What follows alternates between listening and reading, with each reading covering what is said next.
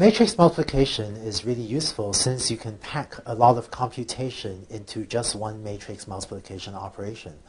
But you should be careful of how you use them. In this video, I want to tell you about a few properties of matrix multiplication.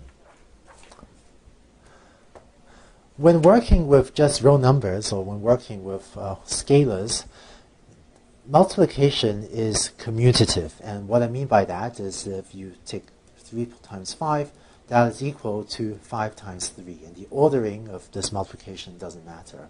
And this is called the commutative property of multiplication of real numbers.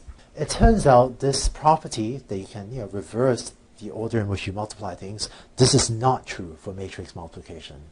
So concretely, if A and B are matrices, then in general, A times B is not equal to B times A. So just be careful of that. It's not okay to arbitrarily reverse the order in which you multiply matrices. So we say that matrix multiplication is not commutative. It's a fancy way of saying it. As a concrete example, here are two matrices. This matrix 1100 times 0020. And if you multiply these two matrices, you get this result on the right. Now let's swap around the order of these two matrices. So I'm going to have taken these two matrices and just reverse them. It turns out if you multiply these two matrices, you get this second answer on the right. And well, clearly, right, these two matrices are not equal to each other.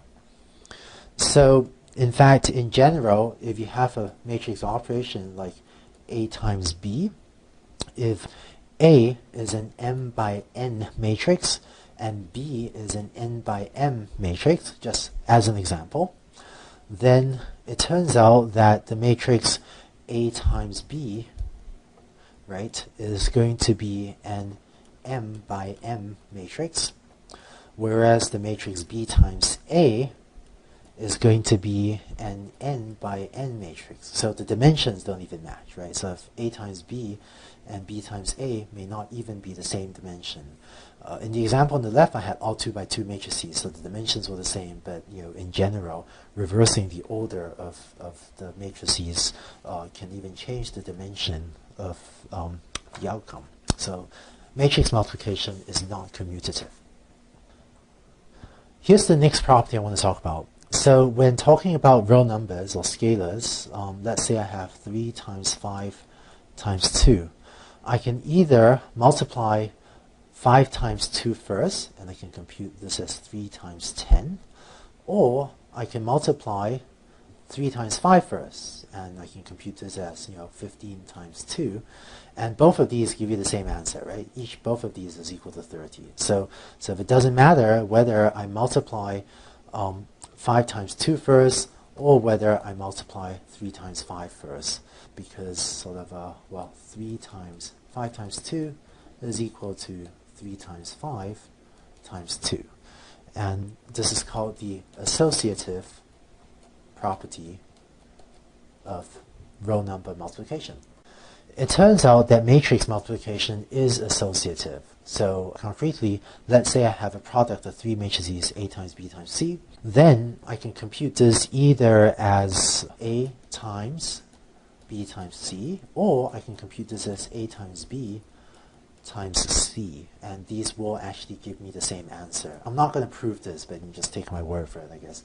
So just to be clear what I mean by these two cases, let's look at the first one. Right, this first case, what I mean by that is if you actually want to compute A times B times C, what you can do is you can first compute B times C, so that D equals B times C, then compute A times D. And so this is really computing A times B times C.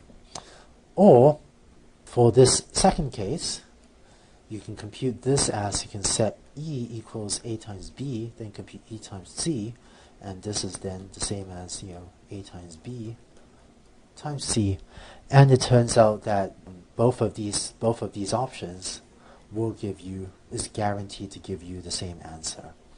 And so we say that matrix multiplication does enjoy the associative property. Okay? And don't worry about the terminology associative and commutative. That's what it's called, but I'm not really going to use this terminology later in this class, so don't worry about memorizing those terms. Finally, I want to tell you about the identity matrix, which is a special matrix. So let's again make the analogy to what we know of real numbers. So when dealing with real numbers or with scalar numbers, the number 1 is, you can think of it as the identity of multiplication. And what I mean by that is that for any number z, the number 1 times z is equal to z times 1, and that's just equal to the number z, right? For any real number z. So 1 is the identity operation and sort of satisfies this equation.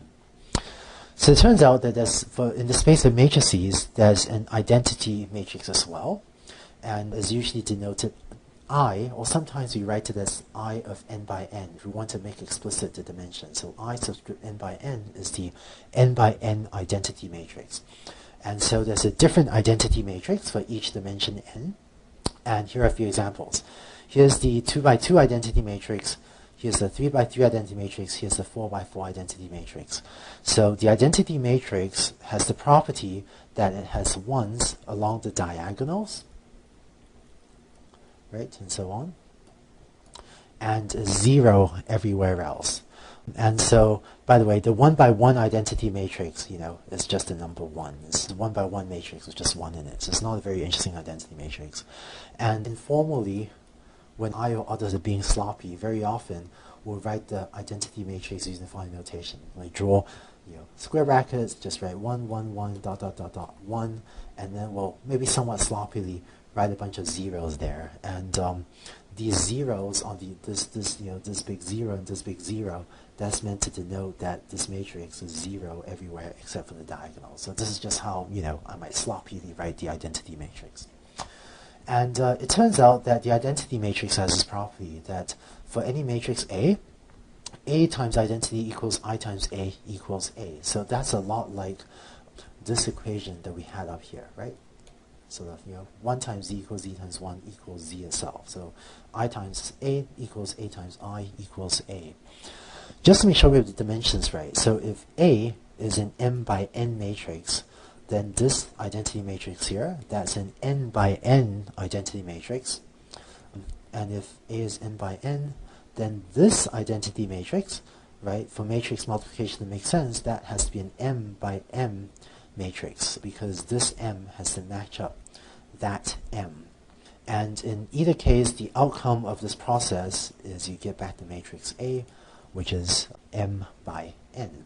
So whenever we write the identity matrix I, very often the dimension, right, will be implicit from the context. So these two i's, they're actually different dimension matrices. One may be n by n, the other is n by m.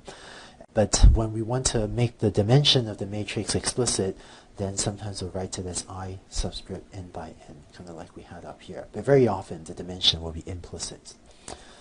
Finally, I just want to point out that earlier I said that A times B is not, in general, equal to B times A, right? That, that for most matrices A and B, this is not true. But when B is the identity matrix, this does hold true. That A times the identity matrix does indeed equal to identity times A. It's just that, this is not true for other matrices B in general. So that's it for the properties of matrix multiplication and special matrices like the identity matrix I want to tell you about. In the next and final video on our linear algebra review, I'm going to quickly tell you about a couple of special matrix operations, and after that you need everything you need to know about linear algebra for this class.